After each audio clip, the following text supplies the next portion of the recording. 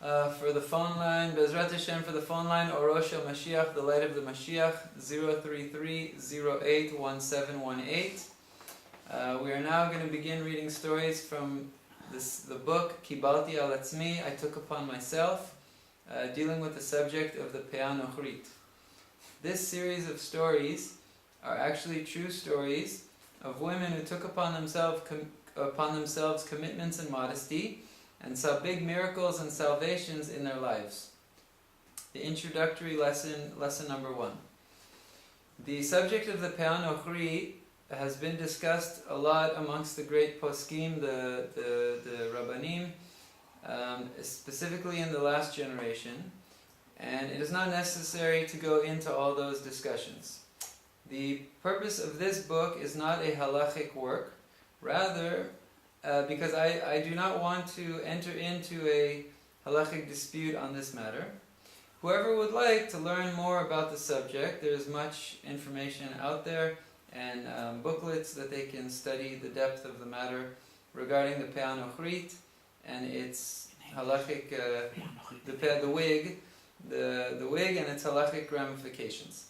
Now, the purpose of this book is to show us the miracles and the salvations that many women saw because they stopped wearing a wig and they started wearing a proper full head covering, what's called a mitpachat.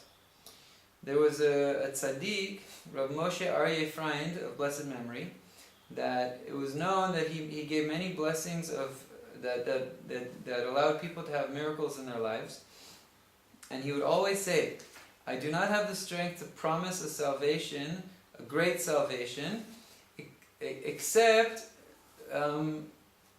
for one thing. Meaning, it takes something from the person who needs the salvation in order for me to make a blessing.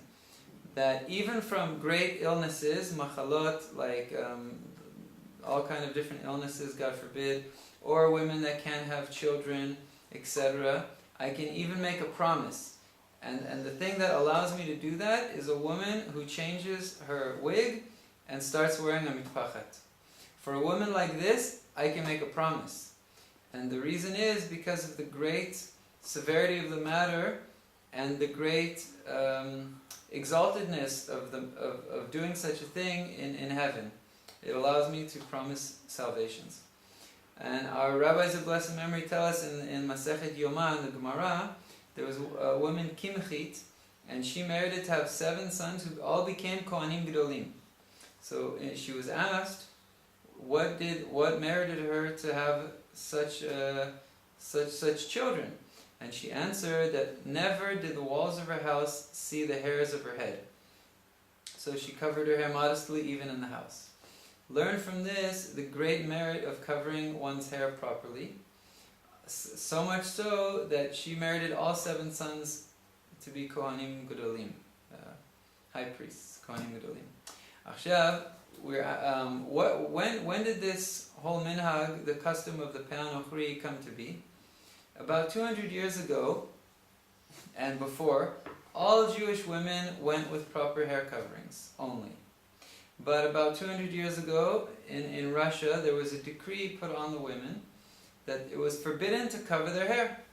So many women stopped covering their hair completely and they went with their hair uncovered, which is forbidden for a married woman. So in order to accommodate what was happening, it started becoming permitted to wear a wig. But since then the decree has been discarded, and it's no longer forbidden to cover our hair. So there's no more a need to wear the wig. However, many held on to this custom of wearing the wig, and unfortunately, it's even become the most religious women are now wearing wigs, which really ideally were never part of the Jewish dress. Now, almost all the Gedolei Ador, the great rabbis of the generation of this last generation, have spoken negatively about the wig, and at the end of the book there will be some of their opinions about what the rabbis say on this subject. Okay, now this is the first of a series of books called Kibalti al Atzmi, I took upon myself. And it's right now about 10 volumes. And this is the first of the 10 volumes.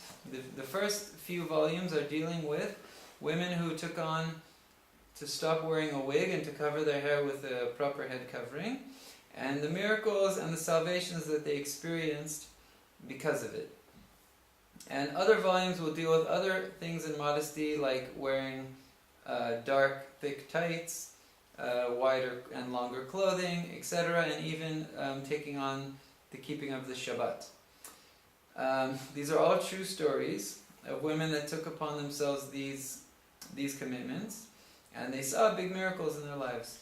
And the point of writing this book is to show us that it's possible for even other people to take on things of these similar types of commitments. And Bezrat Hashem, God willing, they will also be able to see miracles in their lives. Now, the author is not promising any miracles to anyone, but the stories, Bezrat Hashem, will speak for themselves. And many great rabbis did indeed promise miracles to people, specifically to women who would change from a wig to a proper head covering. And we see how their blessings were all fulfilled. As the salvation is actually in our hands and in our own home, but we just have to decide that we want to do it. And it's true that for a woman to take off her wig and throw it out and cover her hair with a proper head covering is a very, very difficult thing to do. But if a woman does an act of Mesirat Nefesh, of extreme difficulty, for the sake of Hashem, then Hashem, Bezrat Hashem, will also do for her a thing of great difficulty to give her a miraculous salvation. Bezrat Hashem.